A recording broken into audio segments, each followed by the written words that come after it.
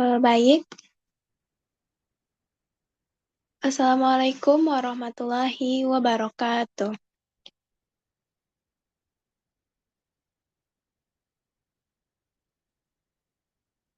Puji syukur kita ucapkan atas kehadiran Allah Subhanahu wa Ta'ala yang telah melimpahkan rahmat beserta karunia-Nya kepada kita semua, sehingga kita dapat menghadiri presentasi Zoom oleh kelompok 2. Dan sebelumnya saya hormati Pak Reki Kardiman selaku dosen pengampu di mata kuliah koleksi tumbuhan dan kepada rekan-rekan kelompok saya yang telah menyempatkan hadir pada hari ini. Sebelum itu, presentasi pertama akan disampaikan oleh Tiara. Kepada Tiara dipersilahkan.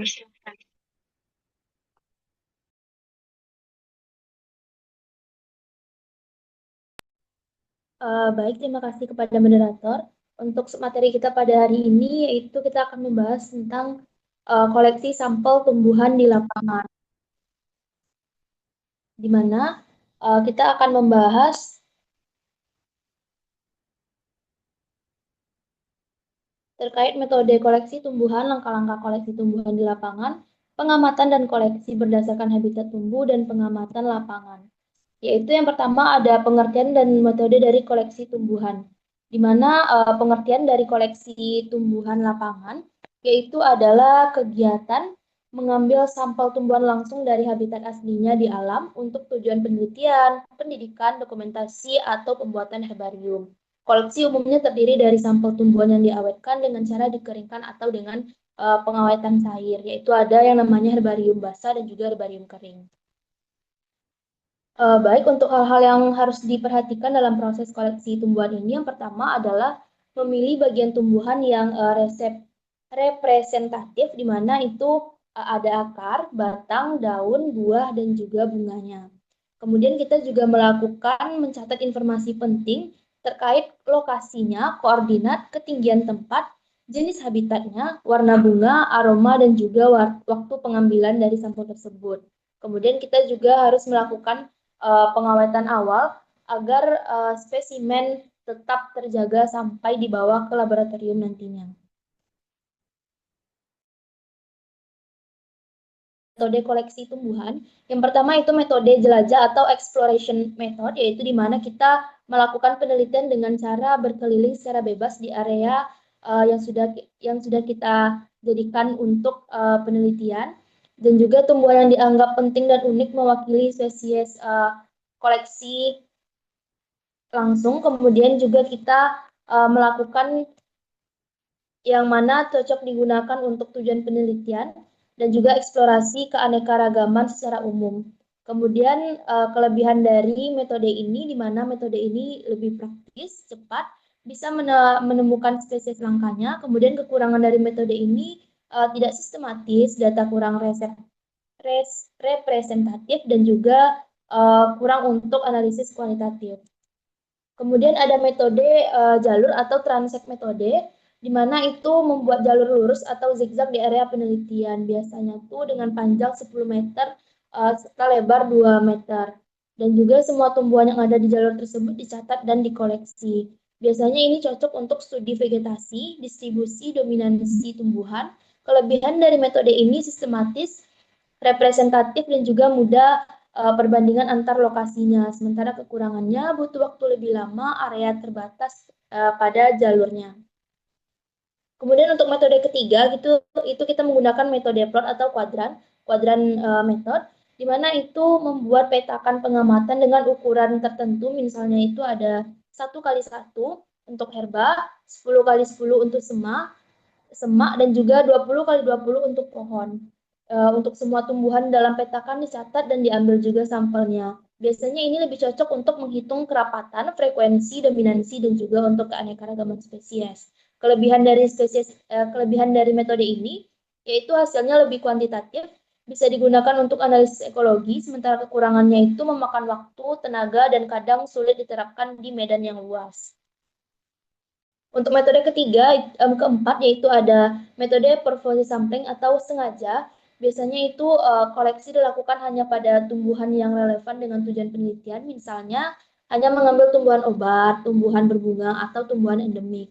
Sementara kelebihan dari metode ini yaitu lebih fokus, hemat waktu sesuai kebutuhan penelitian. Sementara kekurangannya itu tidak mewakili seluruh keanekaragaman di habitat tersebut. Untuk metode random sampling atau metode acak, biasanya ini peneliti dibagi menjadi beberapa bagian atau bisa dikatakan mewakili beberapa sampel yang ada di dalamnya. Sampel diambil secara acak dari titik tertentu dengan menggunakan koordinat dan peta grid atau undian titik. Jadi kita memiliki beberapa titik untuk dapat menentukan beberapa bagian yang mewakili area tersebut. Untuk kelebihan dari metode ini biasanya itu mengurangi bias penelitian, hasilnya lebih objektif, sementara kekurangannya itu kadang sulit dilakukan di lapangan yang luas atau sulit dijangkau. Mungkin demikian materi yang dapat saya sampaikan, saya kembalikan kepada moderator. Baik, terima kasih kepada Tiara yang telah menyampaikan presentasi pada materi pertama. Untuk materi kedua, yaitu langkah-langkah koleksi tumbuhan di lapangan, akan disampaikan oleh saya sendiri. Di mana yang pertama itu kita perlu persiapan sebelum ke lapangan. Di mana yang pertama itu pastikan sudah observasi lokasi terlebih dahulu. Seperti kondisi lokasi yang akan dilakukan itu benar-benar telah sesuai dengan tujuan terhadap sampel yang akan kita ambil dan sudah mengurus surat izin penelitian terlebih dahulu. Selanjutnya, persiapan semua alat dan bahan yang akan digunakan. Seperti alat tulis, yaitu buku tulis, buku panduan, pensil, pulpen, dan sejenisnya. Hal ini digunakan untuk mencatat data-data yang akan diperlukan selama proses di lapangan nanti. Selanjutnya ada GPS atau kompas, di mana ini digunakan untuk menentukan titik koordinat lokasi terhadap pengambilan sampel. Selanjutnya ada gunting tanaman, di mana ini digunakan untuk mengambil bagian organ penting yang akan dilakukan koleksi dan identifikasi nantinya. Selanjutnya ada plastik spesimen atau botol spesimen. Ini gunanya untuk menyimpan sampel sementara agar tidak busuk. Selanjutnya ada kertas label, di mana ini nantinya untuk mengasih kode label sementara selama di lapangan agar sampel tidak ketukar. Selanjutnya ada topi lapangan, di mana ini untuk menjaga kenyamanan agar tidak terkena oleh ranting-ranting atau pohon-pohon yang akan mengenai kepala nantinya. Selanjutnya ada alkohol atau FAA, di mana digunakan untuk penyemprotan pada sampel spesimen tumbuhan agar dia tetap segar. Selanjutnya ada kamera, di mana ini berfungsi untuk mendokumentasikan pengambilan objek di lapangan. Selanjutnya ada pakaian yang nyaman, di mana digunakan untuk proses kelancaran dalam pengambilan sampel. Di mana kalau seandainya kita menggunakan pakaian yang syar'i atau raw, itu tidak memungkinkan. Selanjutnya ada sepatu. Hal ini digunakan agar kaki kita tidak mudah terkena oleh benda-benda atau hal-hal benda-benda yang tajam. Selanjutnya kain hitam. Kain hitam ini digunakan sebagai background untuk pengambilan bagian organ bagian tumbuhan agar terlihat lebih jelas. Selanjutnya sarung tangan. Sarung tangan ini digunakan untuk mengambil sampel agar sampel nantinya tidak rusak atau tangan kita terkena oleh benda-benda atau bagian yang membuat gatal. Langkah yang kedua itu ada pemilihan spesimen, di mana disarankan untuk memilih tanaman yang sehat, tidak rusak, berlubang, atau bebas dari hama penyakit. Hal ini akan memudahkan kita dalam proses identifikasi, di mana kalau kita menggunakan tanaman yang rusak, itu akan menghambat data asli yang akan kita butuhkan.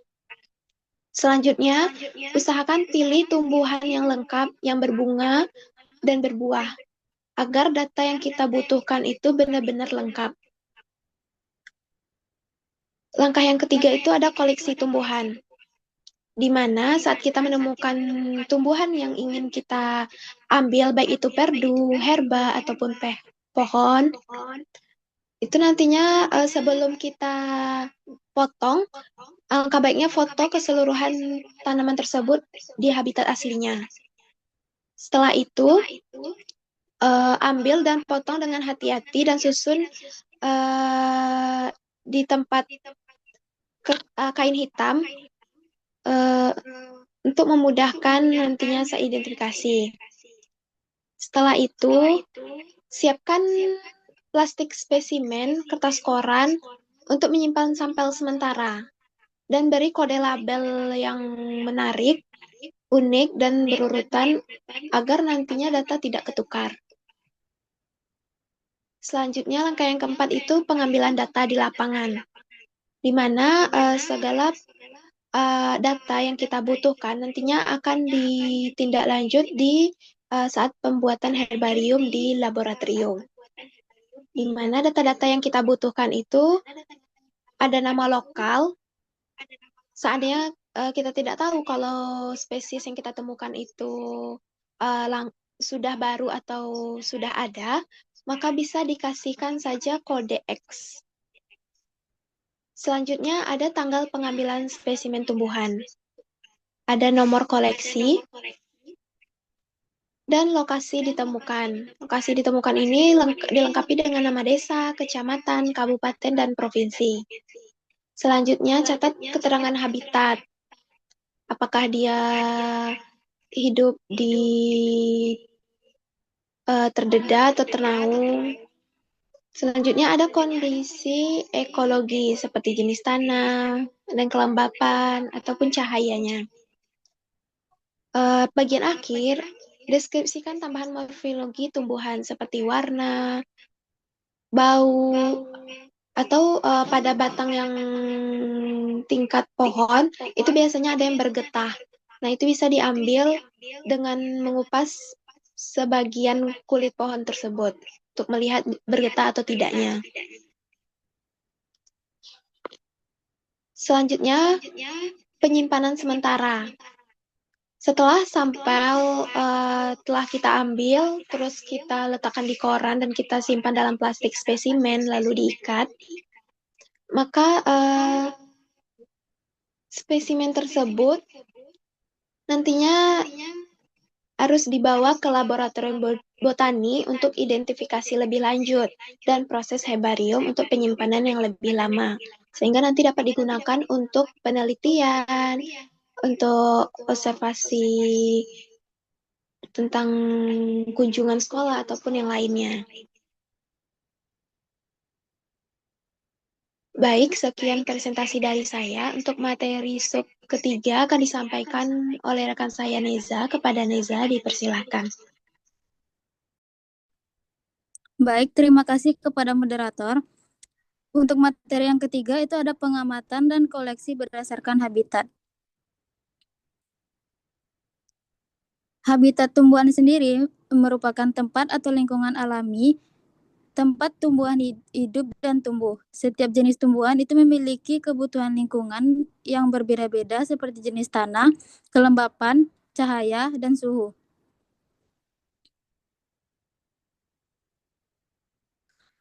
Tumbuhan berdasarkan habitatnya itu terdiri dari 6. Yang pertama itu ada hidrofit. Hidrofit sendiri merupakan tumbuhan yang hidup di air atau lingkungan yang selalu tergenang air. Ciri-cirinya yaitu memiliki batang lunak dan berongga yang berfungsi untuk mengapung dan menyimpan oksigen.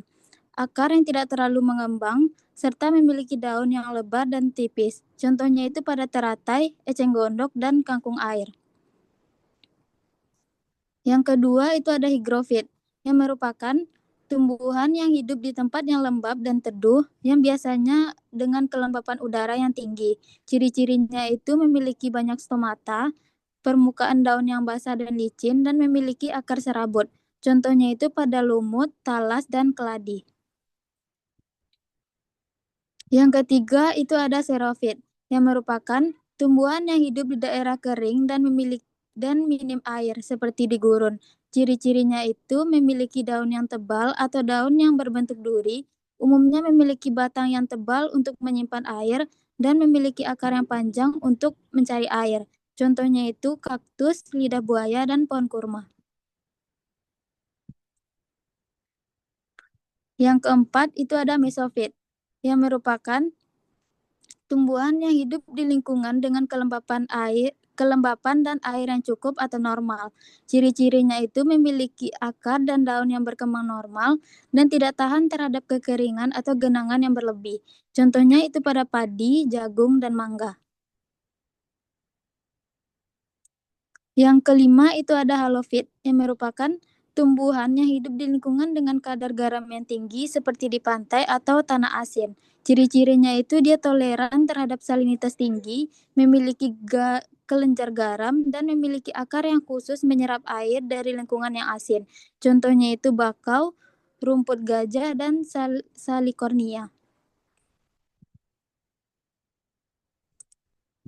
Yang terakhir atau yang keenam itu ada epifit, yang merupakan tumbuhan yang hidup dengan cara menempel pada tumbuhan lain tetapi tidak mengambil makanan dari inangnya.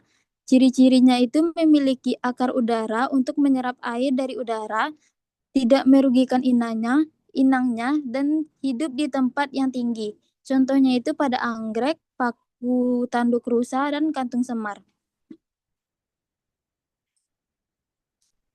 Materi yang keempat itu ada pengawetan lapangan.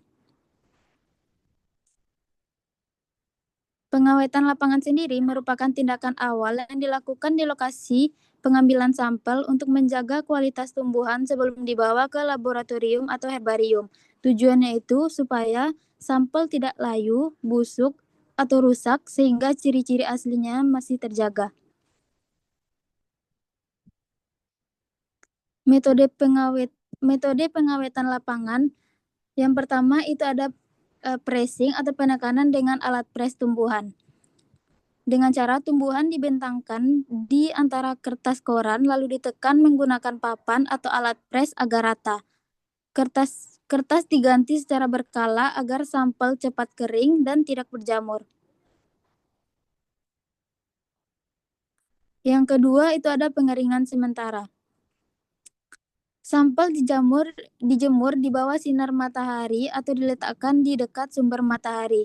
Hal ini digunakan untuk mencegah pelapukan sebelum dikeringkan lebih lanjut di laboratorium. Yang ketiga itu ada pengawetan dalam alkohol 70%. Bagian tumbuhan yang lunak atau berair, misalnya itu pada bunga dan buah, itu diawetkan dalam botol berisi alkohol 70%.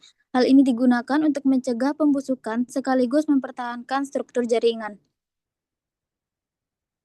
Yang keempat itu ada larutan FAA. Ini digunakan untuk spesimen anatomi atau jaringan yang ingin diamati lebih detail.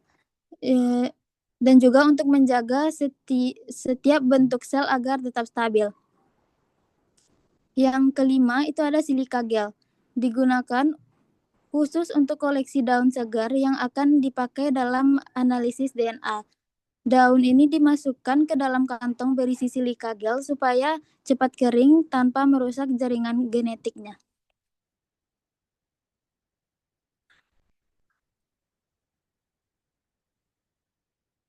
Ini ada beberapa referensi yang kami gunakan dalam membuat PPT ini. Sekian dari saya kembalikan ke moderator. Baik, terima kasih kepada Neza yang telah memaparkan materi terakhir dari koleksi tumbuhan di lapangan. Itulah presentasi dari kelompok 2. Untuk sesi selanjutnya, kepada teman-teman yang ingin memberikan tambahan materi, kritik, saran, serta pertanyaan, bisa ditambahkan saja di kolom diskusi di Smile yang sudah disediakan.